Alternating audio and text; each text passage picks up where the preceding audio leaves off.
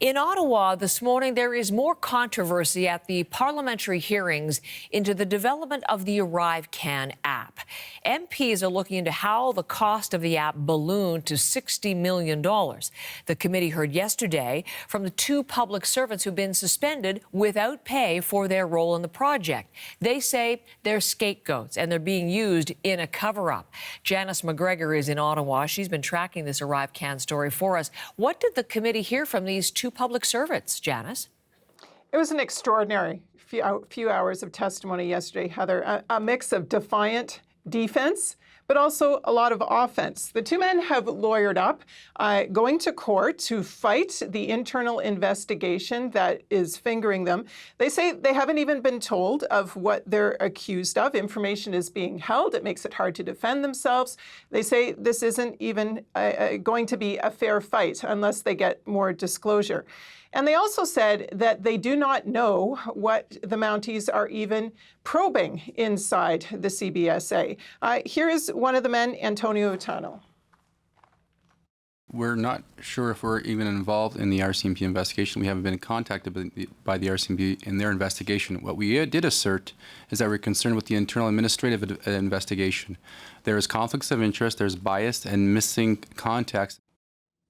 They also wanted MPs to understand that they, in fact, are not the contracting authorities when it comes to signing off on the ballooning costs of ArriveCan. They said their bosses made those calls. They said they apparently don't even really know the contractor at the center of this controversy, GC Strategies, all that well. Met only a handful of times outside the office at a time when they weren't allowed to meet in the office. All those dinners referenced in the Auditor General's report apparently amount to a handful of zucchini sticks and chicken wings.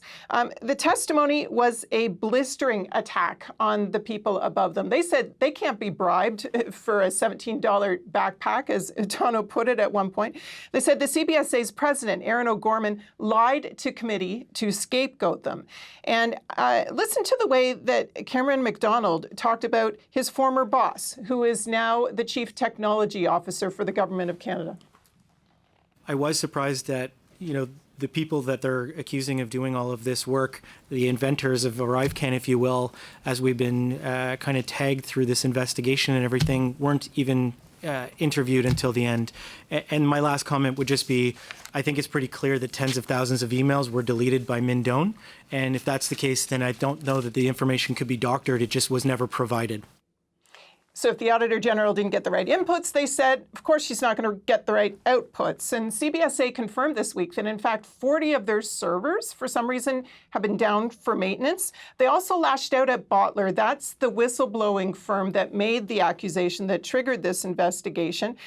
They suggested that its founders apparently have liberal ties, perhaps, but they didn't substantiate this. They also didn't substantiate another claim they made, that Doan's been faking health issues to avoid accountability. An MP openly challenged whether they're entirely reliable when they say things like that. Look, what's in front of MPs now is a lot of contradictory, divergent information. It's making it really hard to tell who's telling the truth here.